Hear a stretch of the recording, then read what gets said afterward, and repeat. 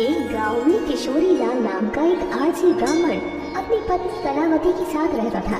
किशोरी लाल आलसी तो था ही, और वो भगवान शंकर का परम भक्त भी था। वे सुबह शाम शंकर जी की पूजा करता और भगवान शंकर का नाम जपता रहता था। किशोरी लाल रोज यही दो काम करता था। बाकी समय अपने आलसीपन की वजह से वो घर में ही सोया रहता था। इसी वजह से किशोरी लाल और उसकी पत्नी के बीच आए दिन अनबन होती रहती थी। सुनते हो जी, आज जल्दी से खाना खाकर खेत चले जाओ, आज फसल काटनी है। और हाँ, खेत से आते हुए सरसों का साग भी लेते हुए आना। घर में सब्जी बनाने को कुछ भी नहीं है, आते हुए भूल मत जाना, नहीं तो आज खाना नहीं बनेगा, मैं पहले से ही बोल रही हूँ। पत्नी ऐसा बोल ही रही थी कि किशोरी लाल अपनी पत्नी की बातों को नजरअंदाज करके बिस्तर पर सोने चला जाता है। कैलाश में बैठी माता पार्वती भगवान शंकर से कहती है, भगवान, ये आपका कैसा भक्त है? ऐसा क्या कारण है कि आपकी भक्ति तो करता है पर कोई कर्म नहीं करता? आपको तो इसका मार्गदर्शन करना चाहिए। मैं सब देख रहा हूँ पार्वती। पिछले जन्म में ये एक आलसी गधा था जो एक शिव मंदिर के सामने आकर सोता रहता था। सोते सोते भी उसे मंदिर में भक्तों के द्वारा किए हुए मंत्रों का उच्चारण सुनाई दे जाता था और श्रावण मास में उसकी मृत्यु हो गई। इसी कारण इस जन्म में ये मनुष्य रूप में जन्मा तो है, पर इसका आलसी स्वभाव नहीं गया। सही समय आने पर मैं इसे उचित शिक्षा दूंगा। अरे ये क्या, तुम वापस सो गए? उठो जल्दी और खेत में जाओ, आज फसल काटने जाना है। खेत में फसल बहुत बड़ी हो चुकी है, अगर आज फसल को नहीं काटा तो उसे जानवर चढ़ जाएंगे, नहीं तो कोई चुरा लेगा। मेरी बात सुन भी रहे हो? हे भोलेनाथ, न जाने इनका आलस कब खत्म होगा, मैं तो इनसे तंग आ चुकी हूँ। कलावती बोलती जा रही थी पर किशोरी लाल को तो कोई फर्क ही नहीं पड़ रहा था। वो चुपचाप बिस्तर पर लेटा हुआ था। किशोरी लाल को कुछ बोलता हुआ न देख कलावती रसोई घर में जाती है और वहाँ से एक बाल्टी पानी लाकर किशोरी लाल के ऊपर डाल देती है और वो पूरा भीग जाता है। ये देख किशोरी लाल बहुत गुस्सा हो जाता है और फिर दोनों के बीच बहुत कहासुनी होती है। फिर वो गुस्से में घर से निकलकर भोलेनाथ के मंदिर की ओर चला जाता है। मंदिर जाकर वो गुस्से में शंकर जी से कहने लगता है, हे भोलेनाथ, अपनी पत्नी की रोज रोज की चिक-चिक से मैं परेशान हो चुका हूँ। अगर मैंने आपकी भक्ति श्रद्धा पूर्वक की है तो मुझे वरदान दीजिए। ऐसा बोलकर किशोरी लाल जोर जोर से रोने लगता है।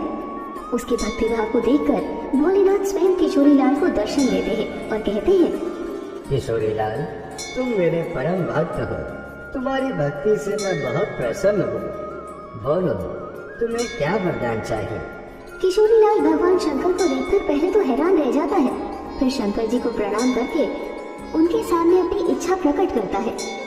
हे भगवान, मुझे एक ऐसी चीज दीजिए जो मेरी बात सुने और मेरा सारा काम कर दे।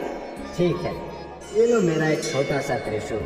इस त्रिशूल को तुम जिस चीज पर भी रखोगे वो अपना काम खुद ही करने लग जाएगा और काम खत्म करने के बाद ही रुकेगा। पर हाँ, अगर तुमने काम करते हुए किसी को मना किया तो त्रिशूल हमेशा हमेशा के लिए गायब होकर मेरे पास आ जाएगा। भगवान शंकर अपना त्रिशूल किशोरी लाल को देकर वहाँ से अंतर ध्यान हो जाते हैं। उस त्रिशूल को पाकर किशोरी लाल बहुत खुश हो जाता है और मन ही मन सोचता है कि अब से उसे कोई भी काम नहीं करना पड़ेगा। फिर वो त्रिशूल लेकर घर जाता है और अपनी पत्नी को शंकर भगवान के दिए हुए वरदान के बारे में बताता है। ऐसे ही कुछ दिन गुजर जाते हैं। किशोरी लाल उस त्रिशूल को पाकर बहुत खुश था। उसे उस दिन से कुछ भी काम नहीं करना पड़ता था। वह जिस भी चीज पर उस त्रिशूल को रख देता वो चीज अपने आप ही अपना काम करने लग जाता था। ऐसे ही एक दिन किशोरी लाल को चाय पीना था। उसने चाय के बर्तन में त्रिशूल रखा और बोला, मुझे एक कप चाय बना दो। ये बोलते ही चाय के पतीले में अपने आप ही दूध, चीनी और चाय की पत्ती डल जाती है और फिर उसको एक साथ उबालकर एक कप चाय बनकर उसके सामने आ जाती है। इसी तरह वो हर काम में शंकर भगवान की दी हुई उस त्रिशूल को इस्तेमाल करता। घास में पानी देना होता तो वो त्रिशूल से अपने पानी देने वाली पाइप को छूकर पाइप को कहता, पाइप, ये एक बाल्टी पानी अपने आप से इन फूलों पर डाल दो। पाइप को ये काम बोलकर किशोरी लाल घर के अंदर सोने चला जाता है।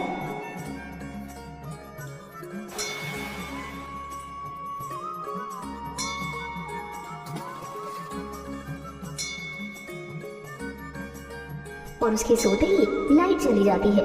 लाइट चले जाने के कारण पंखा बंद हो जाता है, पर किशोरी लाल बिना चिंता करते हुए वो अपने हाथ पंखे को कहता है, पंखा, मुझे गर्मी लग रही है, जब तक लाइट ना आए तुम मुझे इस पंखे से हवा करो। किशोरी लाल के कहे अनुसार हाथ पंखा बिना देर किए हवा करने लग जाता है और जैसे ही लाइट आती है तो हाथ पंखा बंद हो जाता है। इस तरह वो अपने हाथ से बिना कुछ काम किए बड़ी आसानी से सारे काम को कर लेता है।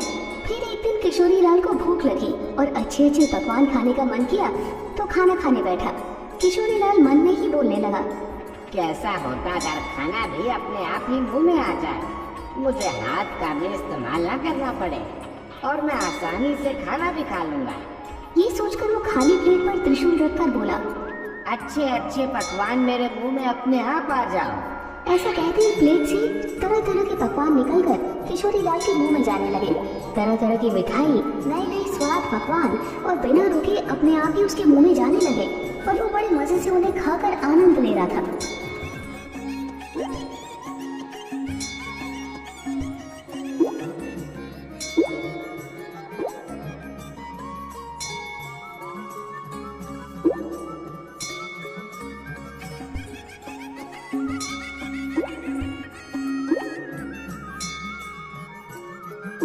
पर ये मजाक कुछ देर तक का ही था।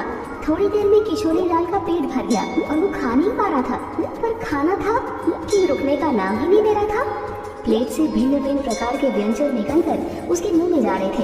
ये देखकर किशोरी लाल परेशान हो गया। वो जैसे ही खाने को मना करने जा रहा था तो उसे भगवान शंकर की बात याद आई कि अगर वो काम करते हुए त्रिशूल को मना करता है तो उसका वरदान हमेशा हमेशा के लिए समाप्त हो जाएगा। ये सब सोचते हुए चिल्लाने लगा। उसकी चिल्लाने की आवाज सुनकर उसकी पत्नी रसोई घर से बाहर आती है। हाँ, और किशोरी लाल को देखकर हैरान हो जाती है। फिर किशोरी लाल से उसकी पत्नी खाने को रोकने के लिए बोलती है, पर वो शंकर भगवान के दिए हुए वरदान को नष्ट करना नहीं चाहता था। पर आखिरकार उसे बोलना पड़ा, रुक जाओ। खाना आना तो रुक गया, पर उसके साथ शंकर भगवान की दी हुई वो त्रिशूल भी गायब हो गई। किशोरी लाल त्रिशूल को अपने पास ना देखकर बहुत दुखी हुआ, पर अब वो कुछ भी नहीं कर सकता था। शंकर भगवान का दिया हुआ वरदान को उसने खुद ही समाप्त कर दिया था। अब तक किशोरी लाल ने त्रिशूल को जो भी काम दिया था उन सबको काम खत्म कब करना है ये भी अनजाने में ही सही बोल दिया था। मुझे बना दो।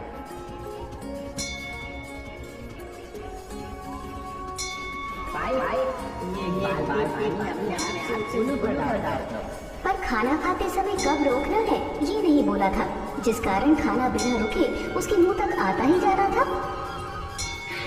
हे महादेव, मैं समझ गया कि आपने मुझे ऐसा वरदान मुझे सबक सिखाने के लिए दिया था।